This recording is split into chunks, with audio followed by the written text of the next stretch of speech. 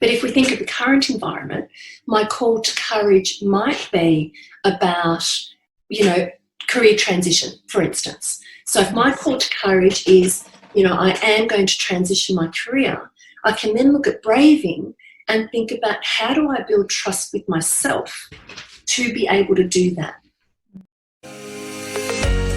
I'm Renata Bernarde, a career coach and the host of the Job Hunting Podcast. The goal of this podcast is to support and educate you in the steps you need to take to find great jobs, change and advance your career with confidence and less stress. So make sure you subscribe and follow, and welcome aboard. Hello and welcome to another episode of the Job Hunting Podcast. In this episode, we are interviewing Dina Pozzo. Now, I've wanted to have Dina as a guest of the podcast ever since COVID-19 started, because Dina's research and expertise is courage. And last year she hosted the Courage Conference here in Melbourne, and I attended, and that's how we met. I met many of her clients. They were very appreciative and fond of the work that she does for them. She works with large corporations here in Melbourne. And I was very excited then when she accepted the invitation to be a guest of the podcast. We discussed courage in the context of job hunting and also workplace, what courage looks like in the workplace and what lack of courage looks like in the workplace. So I think it's a very important topic as you are going through the grieving process of maybe having lost your job, or if you're making plans for your future employment, to make courage in the workplace something to aim for in the future. Now, we have been focusing a lot on COVID-19 topics at this time, of course, for obvious reasons. There are many of us that will be out of job in 2020 and looking for work in the months ahead. So if you go to my website and you look on the right-hand side of the website, you can search by topic, and one of the topics is now COVID series. And if you click on that, you will find not only the job hunting podcasts that have been done specifically for this time of our lives, but also the live coaching sessions that I do. So I launch a weekly episode of the Job Hunting Podcast every Tuesdays. It used to be Thursdays. I moved it to Tuesdays. And every Thursday now I have a live coaching session, which I film live on Facebook and Instagram. I record it, and then it's available on my website as well.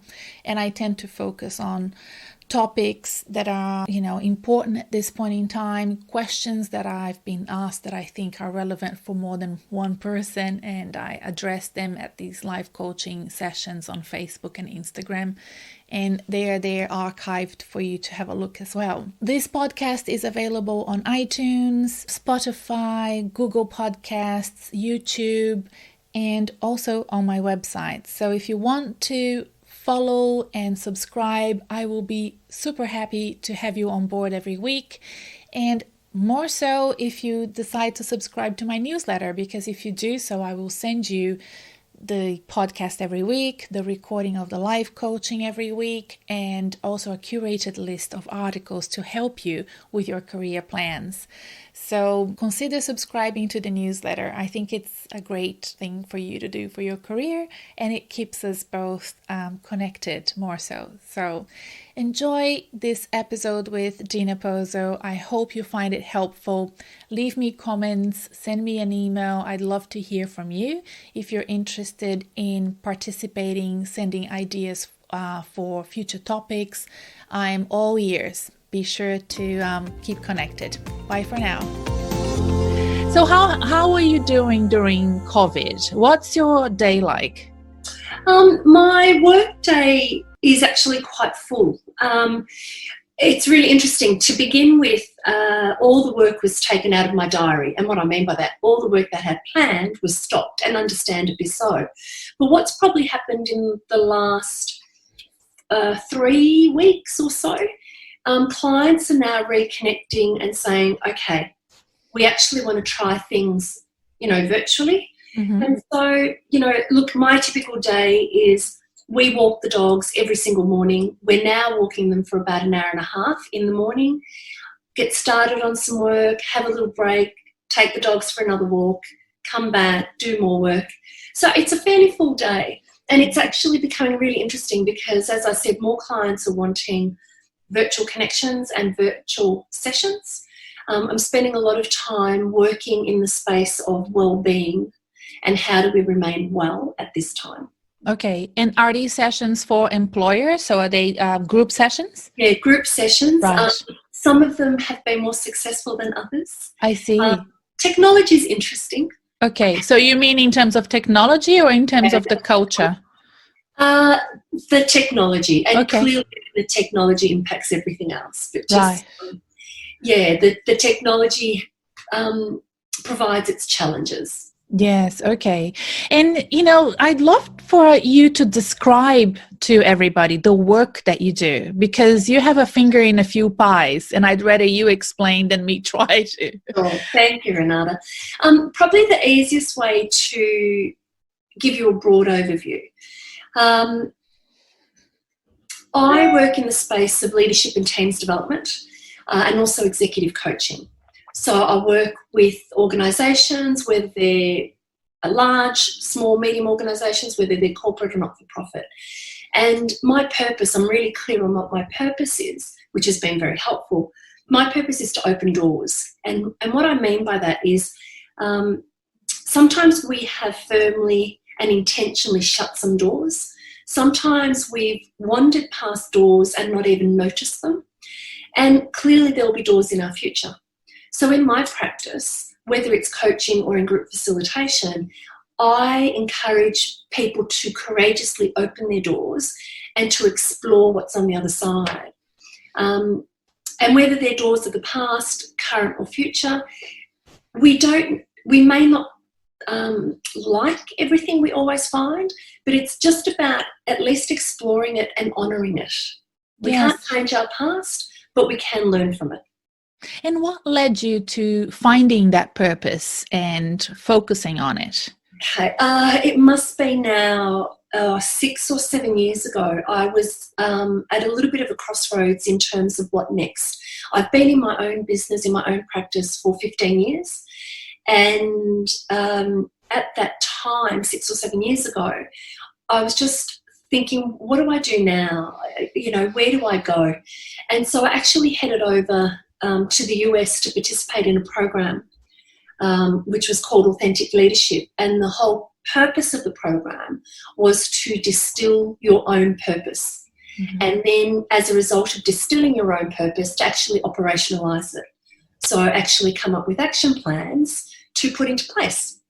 And that's where it became really crystal clear what I wanted to do and where I wanted to focus. Okay. But you've been doing your own consultancy for quite some time. Yes. Were you able to, I'm as a consultant and a business owner myself, I'm curious were you able to transition your clients and your work into this new purpose? Were you able to just remain with that clientele, or did you have to move into a different area of operations? Yeah, consultancy? Really good question. I would say 90% of my clients came with me at the time because it was about repositioning with them what my passion was.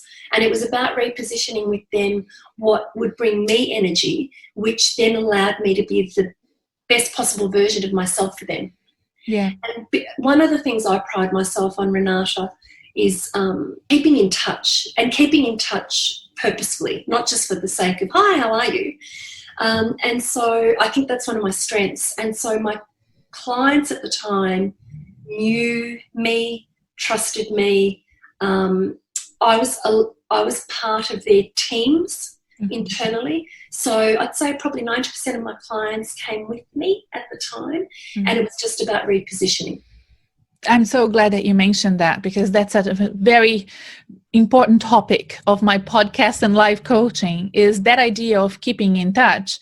And I have always been what I call myself a calling street girl.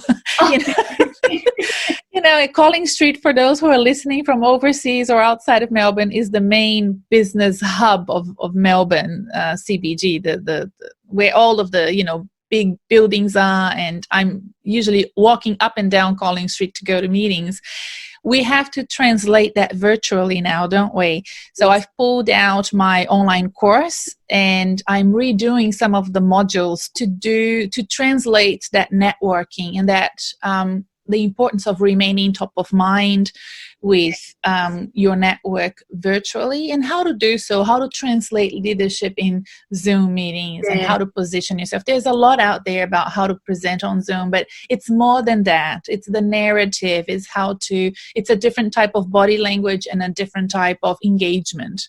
Yes, absolutely. Definitely. Okay.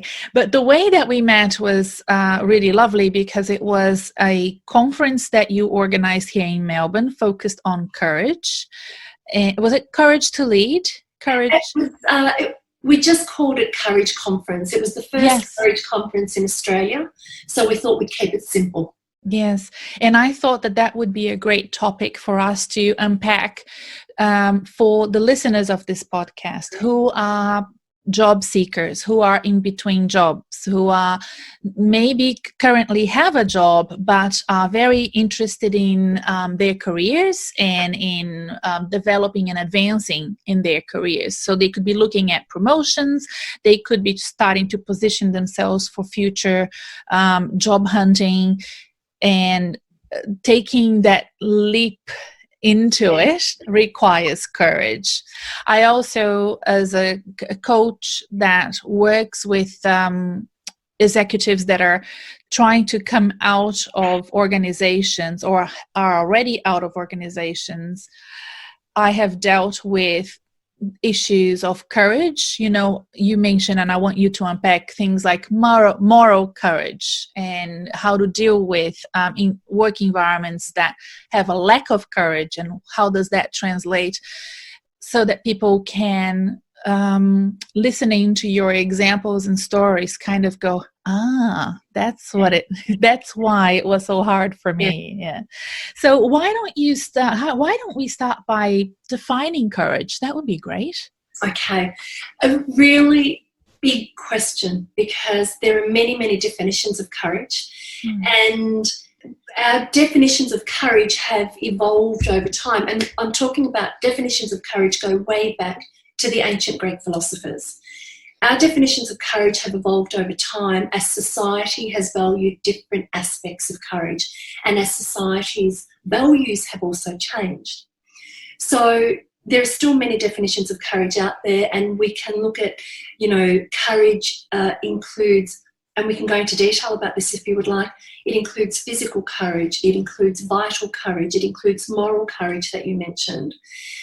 Psychologists such as Chris Peterson and Marty Seligman talk about courage as a virtue under which 4 different strengths sit.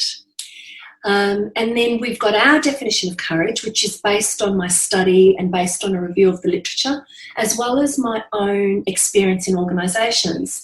And this is terrible, but I can't give you the whole thing verbatim. That's okay. I've read your definition of courage, and I will add it to the episode show notes. Right. And I'll make sure that when we promote the podcast, it's there as a quote. Thank you, Renata. Thank you. But maybe, just do your best. I'm sure you can manage. I can give you the key words. And the reason, so there's one key word in particular, which I'll come back to. The key words in our definition of workplace courage are intentional, it's a moral or a constructive act, and there's a degree of risk either to the individual, to the team, to the organisation, and it's to either avert or resolve a workplace issue.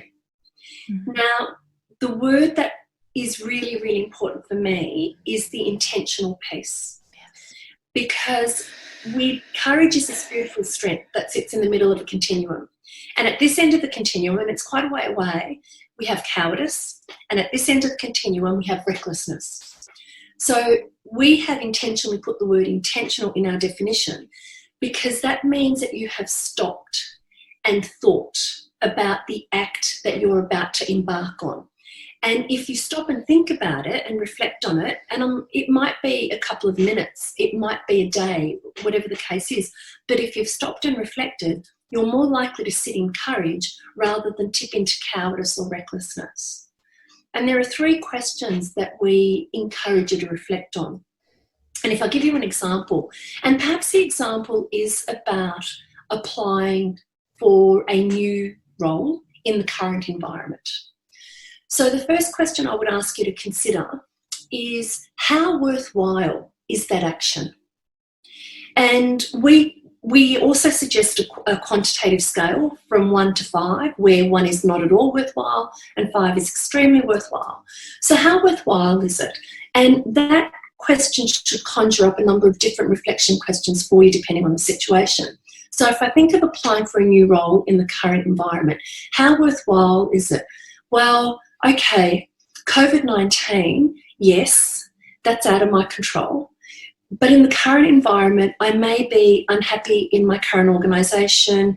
I might be frustrated by a lack of autonomy in the work from home situation, whatever it might be. So a whole heap of other questions might come up that help me answer the worthwhile piece. The second question we'd like you to reflect upon is, how risky is it to apply for that role? Again, not at all risky to very risky, and you'd consider that. And then based on those 2 deliberations, the third question we ask you to consider is, what action will you take? So if I stop and think of those 3 things, it's more likely to keep me encouraged, as I said, rather than tip me over here or here. The thing I need to be really clear about, sometimes it takes courage to do nothing, to not act. And the other thing I really need to be clear about is, what I may need courage for, you may not, and vice versa. So it's a very subjective thing.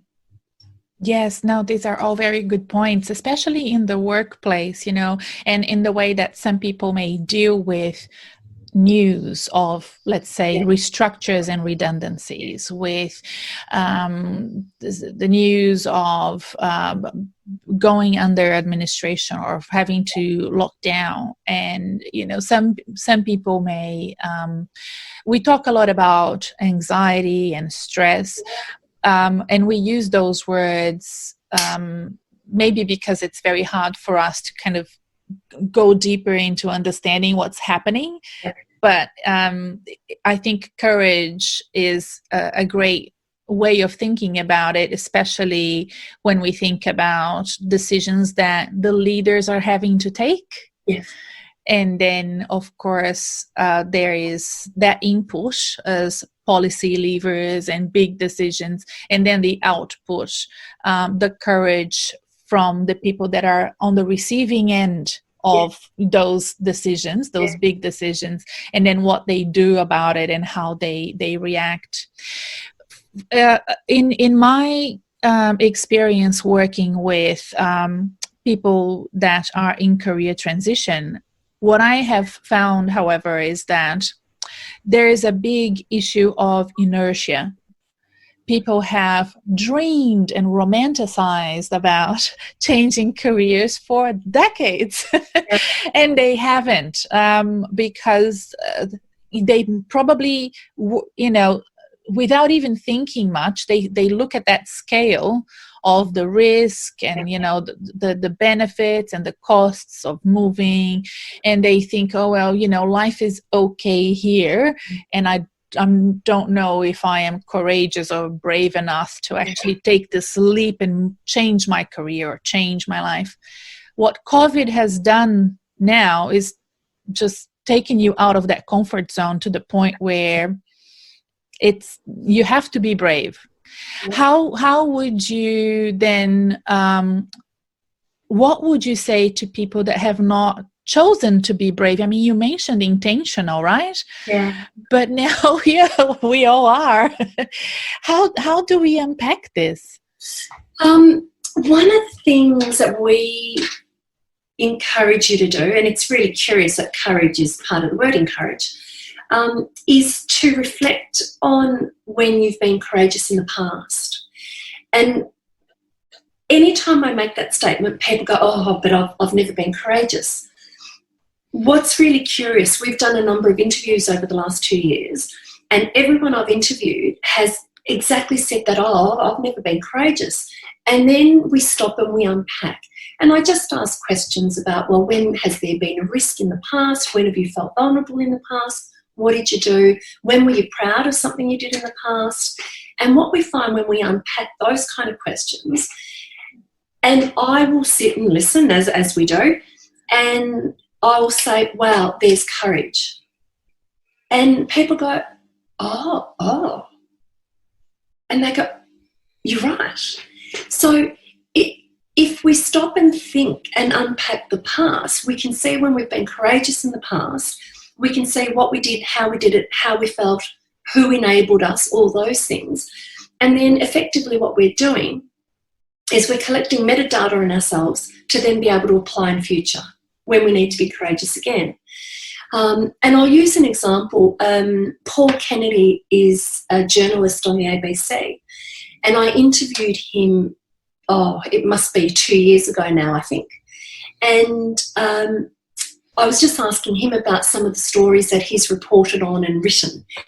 And, he said to me, I'm not at all courageous. And I reflected back to him some of his stories. And he said, and this is the other thing that people say, but that's my job. It's what I do. And in unpacking that as well, I've then asked, well, why do you do that? And then it's always tied to values. So again, if we can think of when our values have really risen and come to the fore and unpack those stories, we can then actually find out instances in the past where we've been courageous. So it's even with Paul, when I said, there's courage, he went, oh, you're right. So it happens every single time. And I'm a big advocate of people being courage spotters. So when you spot courage in someone else, to call it out, because that helps build our self-awareness. And then, and can you practice courage? Is courage something that you can practice and enhance? I mean, spotting is a great idea. Identifying it in the past is another one. Can you also, is it like a muscle that you can train? Absolutely. So, Renata, I'm not sure if you know, I was accredited by Dr. Brene Brown in her work, Dare to Lead. Yes. So Brene talks about 4 key skills of courage. 1 is rumbling with vulnerability, 2 is living your values, 3 is braving trust, and the 4th skill is learning to rise, which is all about building your resilience.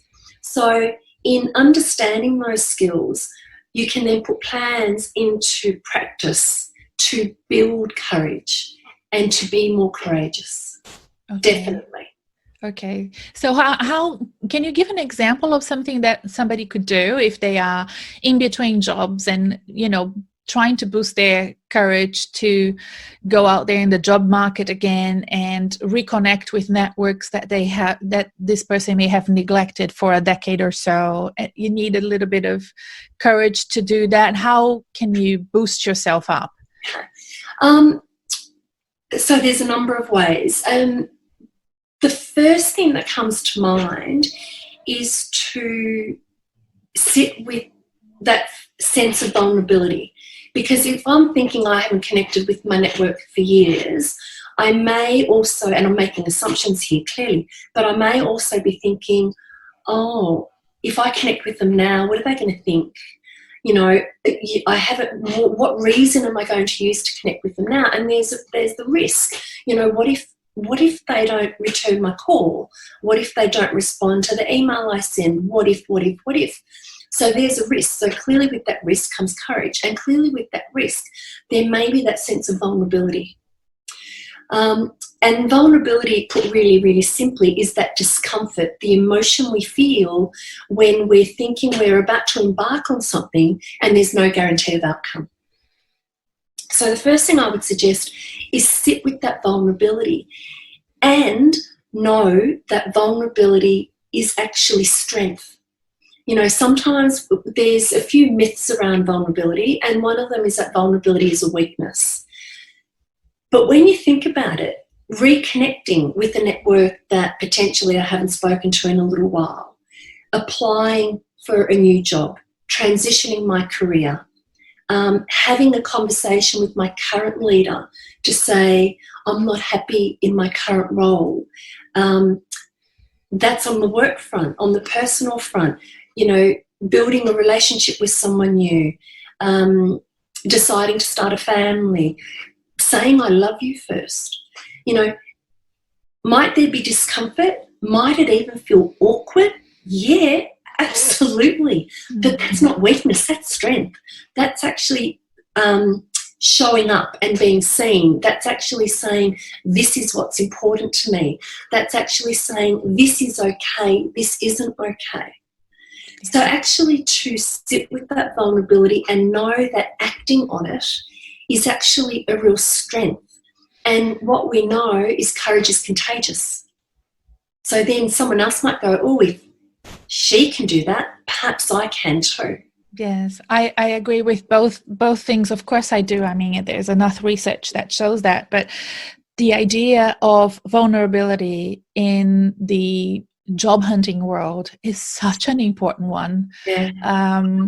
People make so many excuses not to apply for jobs because the excuses are all, out there. But the truth is, it makes you really, really vulnerable when you do apply. And chances are you're not going to get it.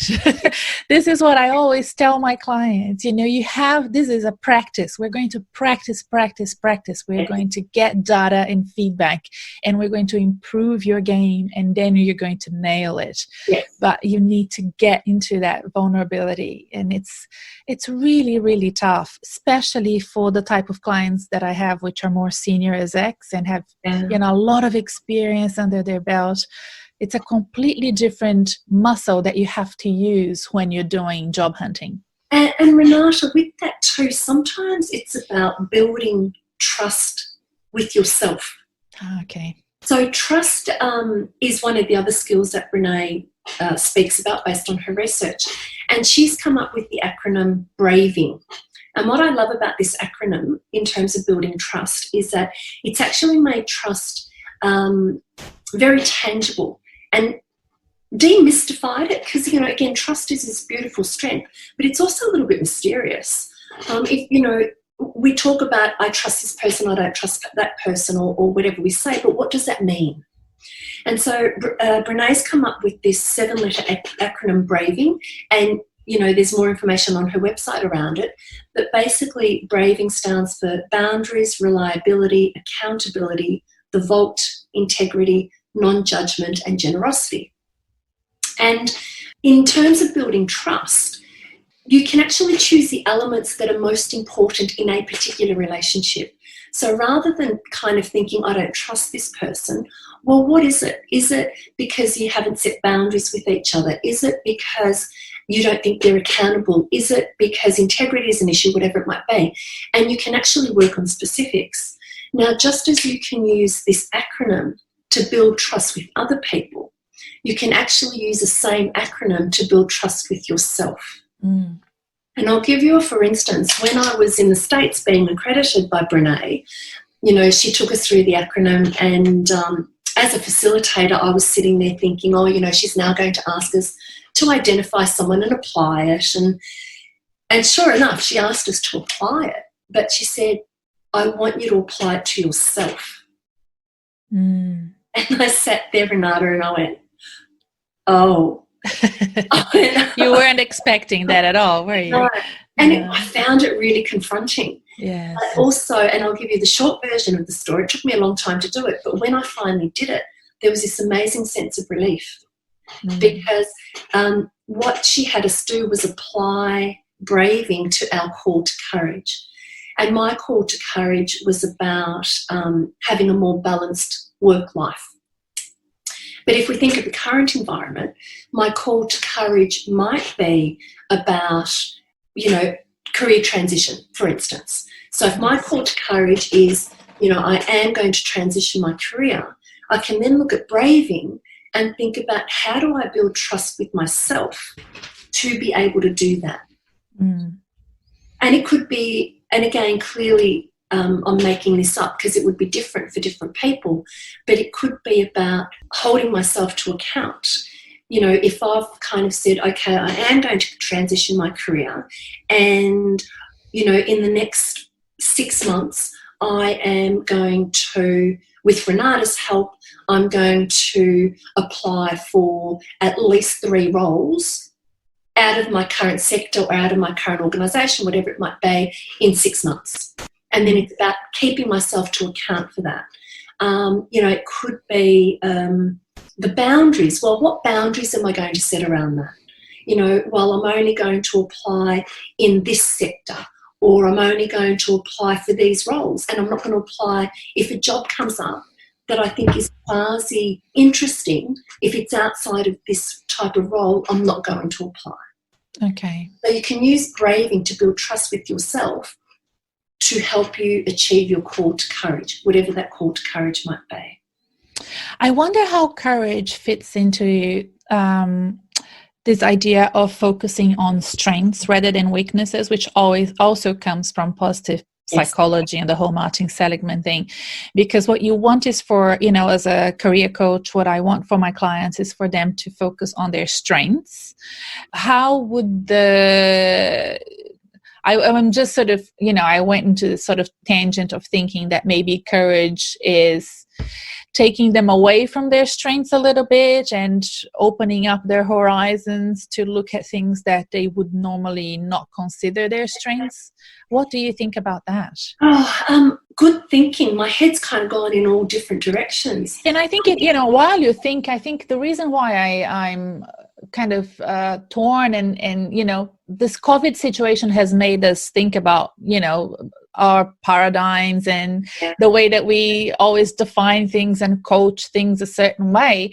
But especially if you think about clients that have a huge strength in working in a specific sector, that's all they've done all their lives. They've worked in the airline sector. They moved from Sydney Airport to Qantas, to Virgin Airlines, to whatever, always not as pilots, but as HR directors or operational CFOs, COOs. That's their strength. Their strength is really understanding how that industry works. And now here we are with the sector completely disappeared, and they need to it affects not only their strengths, but also their status quo, their ability to convey a message in a way that's understood by somebody from a completely different industry.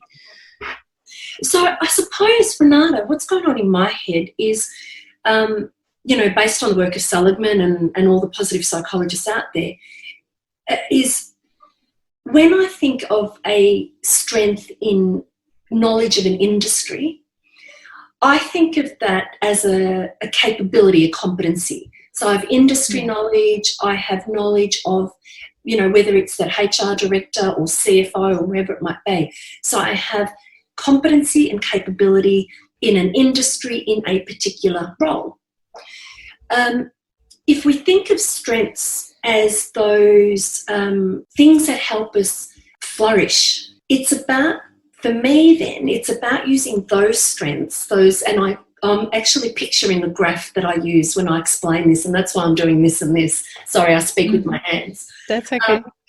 I'm thinking of all the strengths that we use that help us flourish, that are outside of our competencies and capabilities, and how do we engage those strengths potentially in a different sector. So if I think, for instance, let's say I was that person who was that HR director in the airline industry, perhaps I have the strength of curiosity. So how can I use that strength of curiosity to find out about a different sector and then apply myself that way? I might have the strength of, I'm trying to think of another strength. No, I'm going to follow your lead on that because I think that that's a great cue for me and also for the listeners, if they have done the strengths test from the happiness website, and they know what their strengths are. So for me, for example, is love of learning is my top strength. So if you have that strength, well, it has always been easier for me to transition from, one sector to another. Anyway, I've done that in my career. And I have taken, in the past, I this is me. I'm such a dork. I get excited about applying for a role because it will teach me about an organization and a sector that I don't know. So I'm, such a student that I take that as an assignment. And if I don't get the job, that doesn't matter, because for that week that I have applied for that role, I will have learned so much about that organization. It will stay with me forever. So that's part of my coaching as well. I teach people how to be like that. But now that in listening to you, I'm thinking I need to have my clients do the strengths test, and then I can then, with that result, help them build their courage. Absolutely. The leap that they need to do.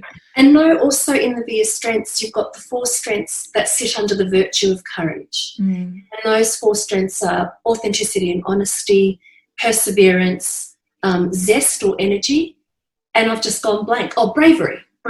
Yes. Yeah. So there's those strengths that are amongst the VIA strengths. And we know with the VIA strengths that we actually have all of the strengths. We just express them to different degrees, and hence we have, the top 5 or 6 strengths, which are our signature strengths, and then the other strengths. So even wherever the strengths under courage, wherever they sit in your 24, you do demonstrate them, but just to a different degree. Yes, and the fact that you mentioned that the courage is contagious is a great one, because you may not have those strengths up there, but if people around you have them, you pick it up as a cough. It's courage is not a pill you take. It's like the cough, you catch it, don't you? And I have seen that happen. So it's really great, and you can see that a lot in the workplace. So I'd love for us to kind of, for this tail end of our conversation, to move away from job hunting and into workplace courage, because I think a lot of people will relate to some of the examples that I've heard you talk about before. I was hoping that you would tell this new audience that may not have heard you before, talk about what courage looks like in the workplace and what the absence of courage looks like in the workplace as well. Absolutely. So again, we need to be mindful that what I deem to be courageous and what I need courage for, you may not, and vice versa. But courage in the workplace looks like lots of different things. It may look like speaking up in a meeting. It may look like giving someone feedback. It may be deciding that I'm going to, in the current environment, if offices start to open up again, courage may be actually saying, I'd like to continue to work from home. Courage in the workplace might be actually having work-life balance. Courage might be bringing a new idea to the team. So, and the list goes on. We've put together a questionnaire, Renata, that has something like 35 different workplace situations that require courage. And that list is not exhaustive. Courage in the workplace may actually be when you see a group of colleagues go to have lunch together. And courage may actually be going up to that group of colleagues and saying, do you mind if I join you for lunch? So there are lots of different instances where courage may be required in the workplace. In the absence of courage, and this is based on the research by Brene, in the absence of courage, we don't speak about our feelings and fears because we're concerned about what people might do with that knowledge. But in the absence of speaking about our feelings and fears, we actually find ourselves spending an inordinate amount of time managing bad performance. We don't give feedback, and what we find, instead of speaking to people, we speak about them, which is totally unfair.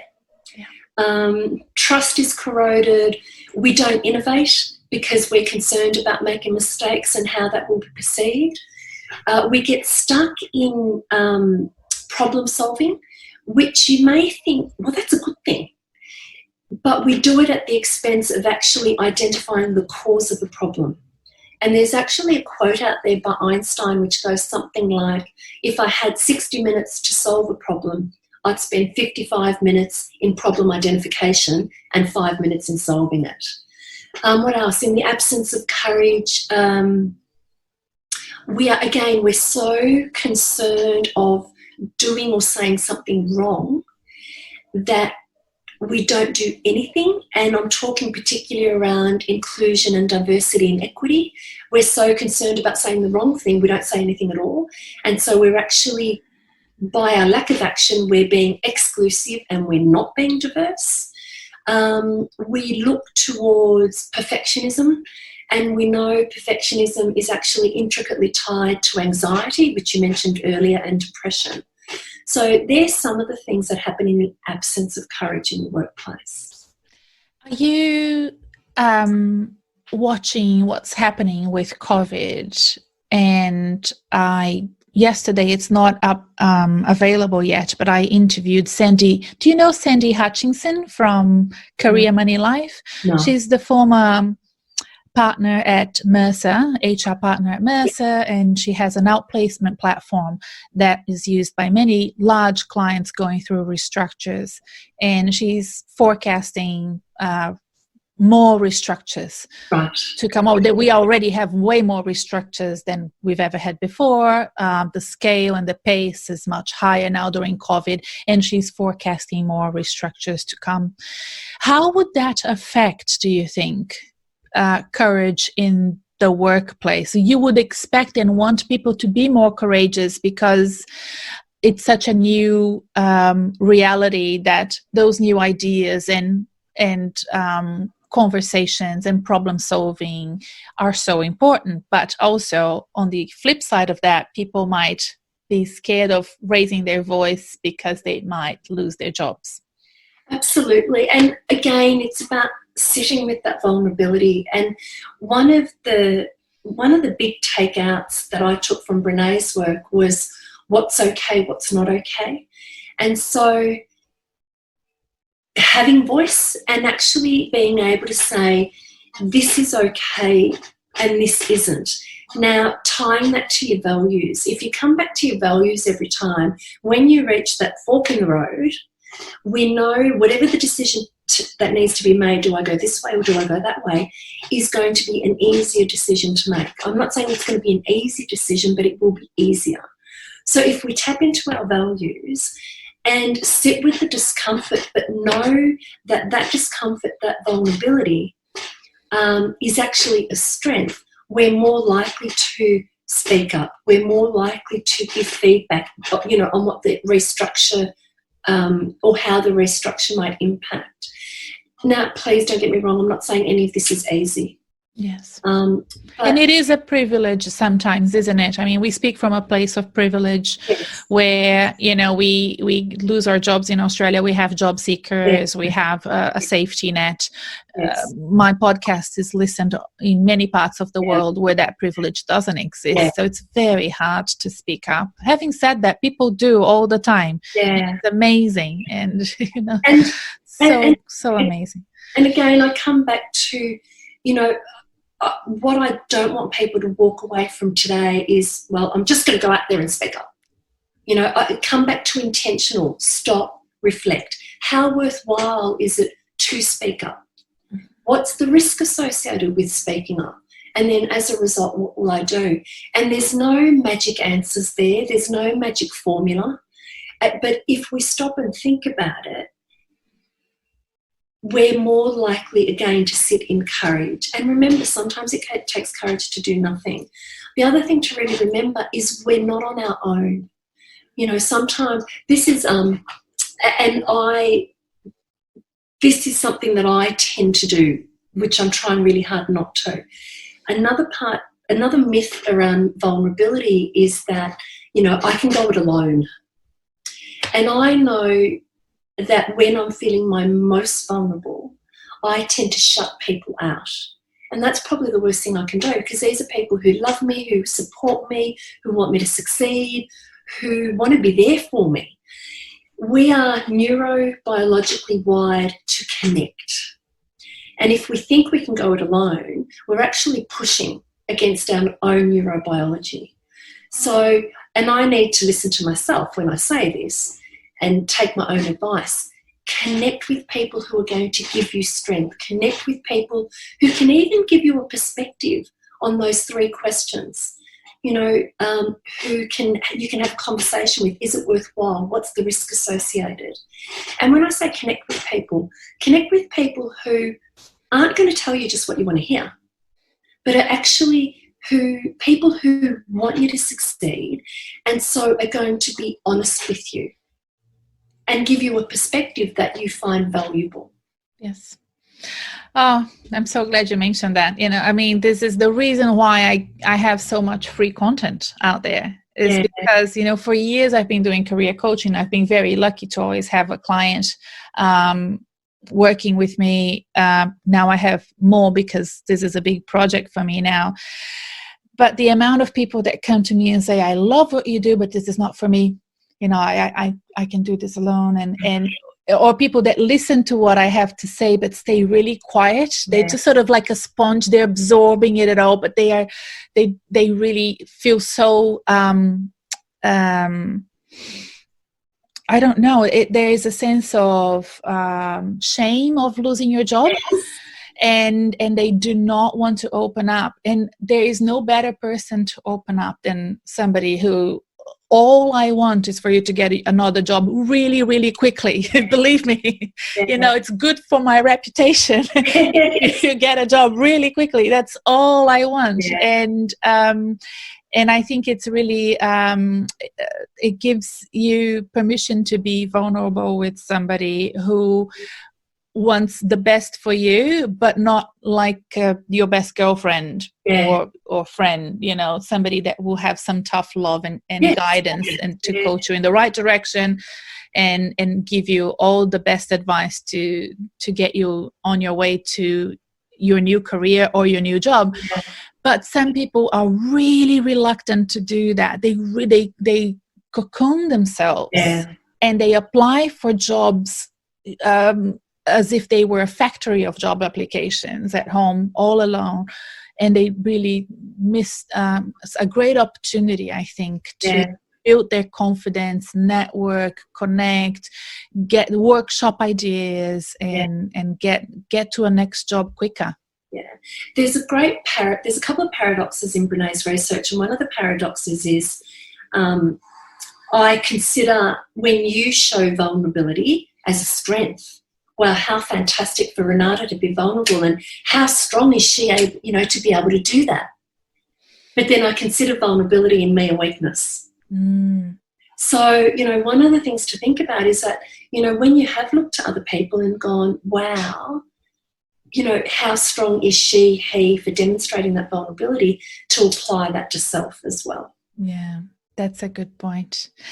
Let's leave it at that. And, you know, the good thing about this platform is that if people, what we discussed before in the workplace environment, you know, if people feel like they have something that they are uncomfortable with and they want to unpack that in a private, safe environment, we have a private group.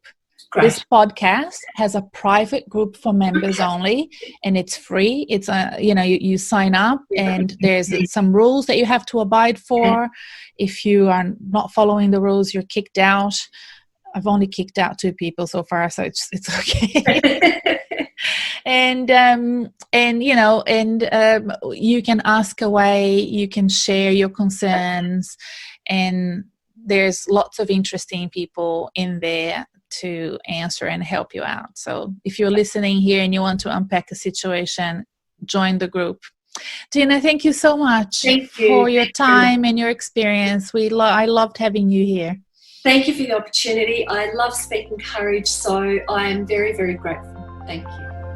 Thank you for watching this episode of the Job Hunting Podcast. This interview with Dina was such an interesting one for me. You can see how quiet I am.